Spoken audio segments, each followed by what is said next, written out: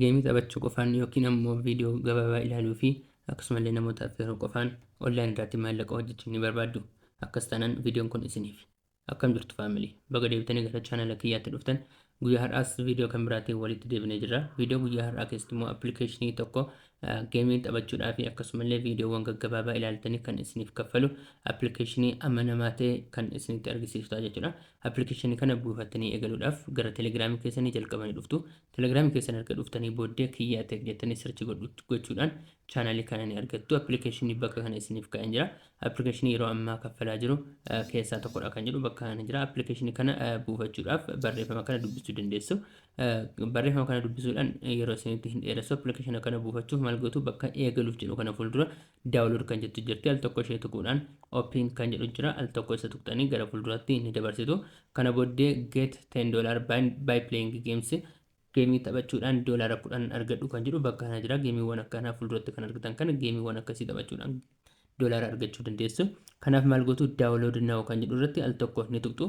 Yeroo tokko yoo isiniif hojjechuu dide maal gootu VPN fayyadamuu yaala. VPN fayyadamtanii isiniif hojjechuu danda'a. Namoota tokkoof jalqaba daawunlood gochuudhaaf qofa jechuudha. Appilikeeshinii isaa daawunlood gochuudhaaf qofa VPN fayyadamtu. Sana booddee VPN cuftanii seentu. Kanaaf daawunlood now kan jedhu irratti al tokko ni tuqxu jechuudha. Kana booddee daawunloodii isin gosa jechuudha. Appilikeeshinii akkuma appilikeeshinii daawunloodii gootaniin open gootanii gaafa seentan bakka kana isin fida. Kana booddee filannoowwan sadii jiru bakka kana jalaan filannoowwan sadii jiru. Ishiin gara gadiitiin kun oonii taate oofii taate jirtu yoo ta'e al tokko irratti tuquudhaan raayitii keessatti gochuu hin dagatiina. Kana booddee bakka kana filannoo sadii isiniif kenna.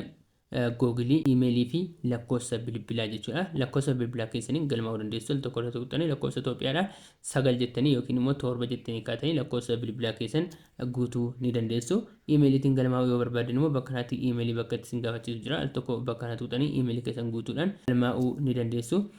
Garuu karaan salphaa fi karaan laafaa maalidha? Googilii waan ta'eef Googilii irratti tuqxanii iimeelota inni isiniif kennu yookiin immoo iimeelota bilbila keessan irraa qabdan keessaa tokko filattanii ittiin seenuu dandeessu jechuudha. Iimeeliitiin yeroo seentan haala kanaatiin iimeelota isin bilbilarraa qabdan isin filachiisa. Kana booddee iimeelii bilbilarraa qabdan tokko filachuudhaan loogiinii ittiin ni gootu. Kana booddee erga loogiin gootanii booddee gara fuulduraatti haala kanaatiin isin dabarsa jechuudha. Kana booddee geemota garaagaraa isiniif fida. Geemii ani dura jalqaba taphachuu jalqaben geemii gidduutti dhiisee jira. Geemii sana xumuru jedhee naaf fida jechuudha. Haala kanaatiin geemiiwwan garaagaraa taphachuu ni dandeessu. Fakkeenyaaf geemii kana taphachuudhaaf maal gootu bakka kanaatti akkaataa taa'umsa isaa jijjiirachuu barbaadan al tokko kiliik irratti gochaa bakka isaa jijjiirrachaa ni deemtu. Akkaataa inni taa'utti jijjiirrattanii akkaataa isiniif mijatutti godhachuu ni dandeessu jechuudha. Akkuma argitan haala kanaatiin geemiiwwan isaa taphachuu ni dandeessu. Geemiiwwan akkasii geemiiwwan inni isiniif kennu ni taphattu. Bakka nama kun akkuma argitan $0.5 kan jedhu jira. Maal inni namu yeroo 5 kan geemii kana mo'attan yoo ta'e $0.5 isiniif ni kenna. Kan biraan maaltu jira gara gadiitiin al tokko ni dhuftu. Kana booddee haala kanaatiin piroofaayilii keessan isiniif ni fida. Piroofaayilii keessan kana keessaati jalqaba maal gochuu qabdu? My profile kan jedhu kana keessa seenuudhaan piroofaayilii keessan active gochuu yookiin immoo verify gochuu qabdu. Face verification kan jedhu jira. Isa keessa seentanii fuula keessaniin verify gochuu qabdu. Haala kanaatiin not verified jedhee isiniif dhufa jechuudha.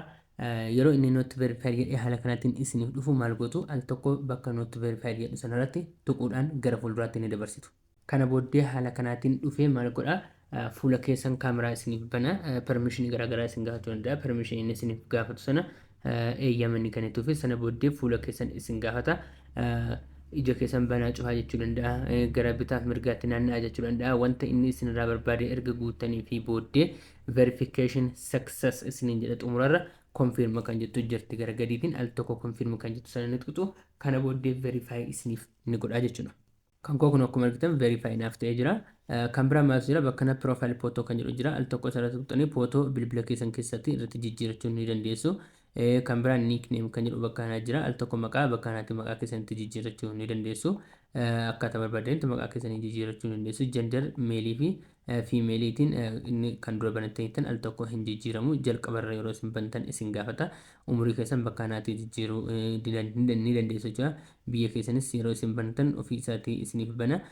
Wanti inni isin gaafatu hundumaa bakka kanaatti ilaaltanii sirreeffachuu ni dandeessu. Kan biraan maaltu jira? Bakka kanaatti al tokko ishee kana keessa yeroo dhuftan notificationii garaagaraa yeroo notification isin ergamu yeroo coinii garaagaraa argattan bakka kanatti notificationidhaan isiniif ni ka'a. Kan biraan immoo bakka kana dhuftanii maal gootu postiiwwan nama ilaaluu ni dandeessu. Yeroo postii godhattanis ofii keessan postii keessan namni laayikii isiniif gochuu danda'a. Kan ilaaltanii fakkeenyaaf laayikii gochuu ni dandeessu. Koomentii kan gochuu ni dandeessu. Giftii garaagaraa namaaf kennu namnis giftii isiniif kennuu ni danda'a. Namoota isin fooloo wal gootan immoo bakka kanatti fooloo kan jedhu jala jira. Al tokko bakka kana yeroo tuqxan isiniif ni ka'a. Kan biraan maal viidiyoo ilaaluudha jechuudha. Viidiyoowwan bakka kanatti viidiyoowwan garaagaraa isiniif ni fida. Viidiyoowwan garaagaraa daddabarsanii akkuma tiktookiittidha. Viidiyoowwan ol daddabarsanii ilaaluu ni dandeessu jechuudha. Yoo wanta ulfaatu haga kanatti hin qabu. Kan biraan immoo bakka kanatti suuraa namaa kan qabu jira. Paartiiwwan garaagaraa irra seentanii teessu. Paartii tokkorra yeroo seentanii teessan sa'aatii tokkoof paartii tokko yeroo seentan doolaara tokko isiniif ni kenna. Sa'aatii lama yeroo teessan doolaara lamaa fi giftiiwwan garaagaraa isiniif ni kenna. Seentanii paartiiwwan garaagaraa irratti hirmaachuu ni dandeessu. Ofii keessan ruumii banuu yoo barbaadde nama maal gootu bakka kanatti create a room kan jettu bakka kana jirti. Al tokko ishirratti tuquudhaan ruumiiwwan garaagaraa banuu ni dandeessu. Chat gochuudhaafis immoo namoota faana haasa'uudhaaf bakka kana seentanii namoota waliin kool gootanii haasa'uu ni dandeessu jechuudha. Wantoota garaagaraatu jiru bakka kana. Geemiiwwan taphachuuf bakka kana dhuftanii geemii taphachuu ni dandeessu jechuudha. Haga kanatti wanta ulfaataa ta'e tokkollee hin qabu. Bakka kana mallattoo seetingii qaba. Ishee al tokko tuquudhaan yoo sagaleen geemii kan isin jeequ ta'e ishee kana oofii gochuu dandeessu. Qannasuus dabalachuus ni dandeessu jechuudha. Haala kanatti walitti qabachuu ni dandeessu. Kan biraan maal isinitti agarsiisa wanti waan yookiin immoo karaan ittiin maallaqa ittiin hojjetan kan biraan invite kan jettu bakka kana ni jirti. Namoota invite gochuudhaan jechuudha. Nama tokko yeroo invite gootan koinii 10,000 isiniif kenna jechuudha. Koinii 10,000 geemii affeertanii illee argachuun xiqqoo isheen ulfaata. Garuu immoo nama affeertanii nama tokkotti koinii 10,000 argachuu ni dandeessu. Kan biraan bakka kanatti kun akkuma dhuftanii bakka kanatti yeroo ilaaltan namoota nama affeeruudhaanis karaa garaagaraa koiniiwwan yookiin doolaarawwan argatan bakka kanatti isiniif ni ka'a. Nama jalqabarratti akkuma argitan doolaara 13,000 argate jira jechuudha namoota affeeruudhaan. Namoonni hedduunis ni jiru kana jala kun akkuma argitan haga doolaara 400 wayiitti kan argatan jiru, doolaara 300 kan argatan jiru. Tokko tokkoon deemtanii haga xumuratti yoo barbaadan ilaaluu ni dandeessu jechuudha. Doolaara hedduu namoonni hedduun doolaara hedduu nama affeeruudhaan appilikeeshinii kana irraa argachaa ni jiru. Appilikeeshiniin kun yeroo ammaa kanatti baay'ee tokko kaffalaa waan jiruuf haga dandeessan seentanii irraa hojjechuu hin dagatina. Wanti isiniif hin galle yoo jiraate immoo koomentii jalatti na gaafadha. Viidiyoon kun immoo yoo isinitti toleerate laayik gochuudhaan viidiyoo kana na jajjabeessa jechuudha. Viidiyoo itti aanutti immoo akkamittiin akka irraa baafannu maallaqa keenya kan isinitti agarsiisu ta'a. Goodbye.